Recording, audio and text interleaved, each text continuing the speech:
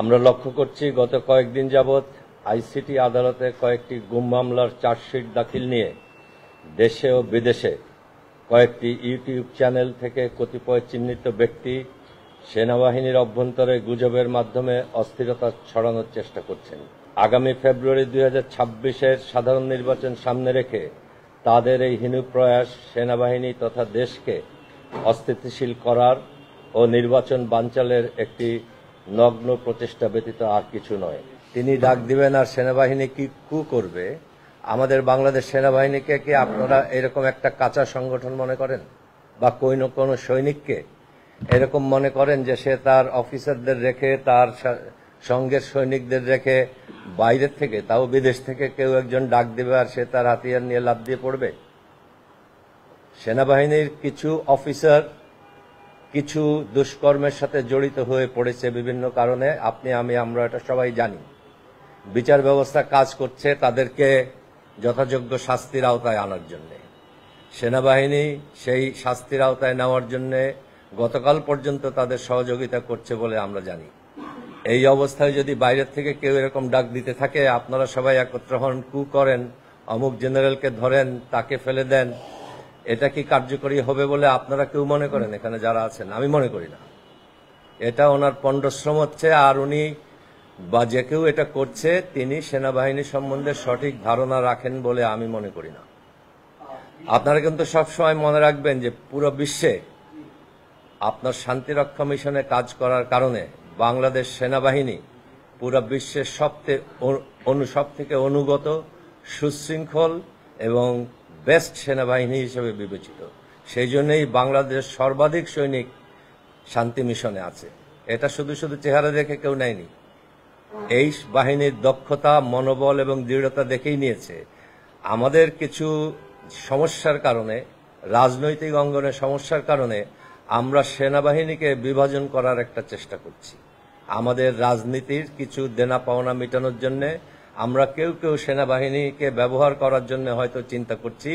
এটা আমি মনে করি একজন প্রশিক্ষিত সৈনিক হিসেবে এবং প্রাক্তন সৈনিক হিসেবে যে এটা এই রাজনীতিবিদদের দুঃস্বপ্নই থেকে যাবে, এটা কোনোদিন সফল হবে না।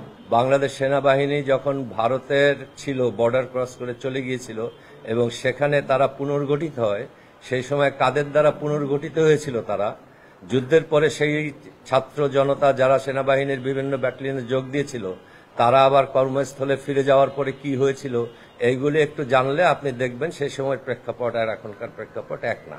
ওনাদের ঠিক কি অপরাধে চার্জশিট হয়েছে সেটা আমি দেখিনি, ওনাদের বিরুদ্ধে সাক্ষীগুলি আমি শুনিনি, আমি বিচারকের চেয়ারে বসা না, কাজে এই প্রশ্নের উত্তর আমার পক্ষে দেওয়া সম্ভব। ওনাদের এই পুরো বিচার কার্যটা ট্রাইব্যুনালে চলবে, এটা সেনাবাহিনী বিচার করছে না, এই বিচারটা ট্রাইব্যুনালে হবে।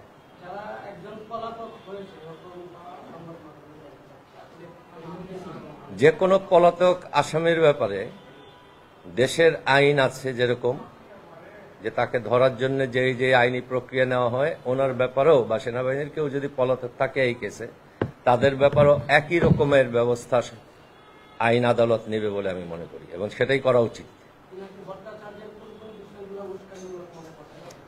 আমি কোনো ব্যক্তি নিয়ে আলাপ করতে চাই না, আমি শুধু আপনাদের দৃষ্টিগোচর করতে চাই এই বিষয়টা, শুধু একজন পিনাকি ভট্টাচার্য না, এরকম অনেক ভট্টাচার্য আছেন, আমি আছি, তারেক ভাই আছে, আরো অনেক ইউটিউবার যারা আছেন, কিছু রিটায়ার্ড অফিসারও আছেন, তারা এই বিষয়গুলি নিয়ে অনেকে কথা বলছেন, যেমন আজকে আমিও বলছি।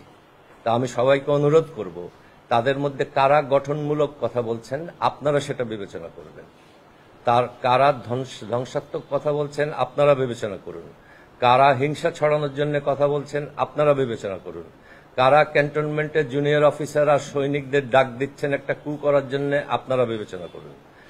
আমাদের দেশে যদি এখন যে কোনো কারণে একটা অস্থিরতা হয়, সেটার জন্য লাভবান হবে আমাদের শত্রু ভারত, কোনো সন্দেহ আছে আপনাদের? কাজে সেই ভারতের হাত শক্তিশালী করার জন্য আমিও যদি একটা কথা বলি, আমিও যদি এমন একটা আচরণ করি যে আমার দেশ 7 দিনের জন্য কোনো একটা এলাকা অচল হয়ে পড়ে, তাতে লাভবান হবে ভারত আর আওয়ামী লীগ। কাজেই আপনারা এই বিষয়গুলির দিকে খেয়াল রাখুন এবং কোথাও ঝাঁপ দিয়ে পড়ার আগে দেশের স্থিতিশীলতা বিবেচনা করুন।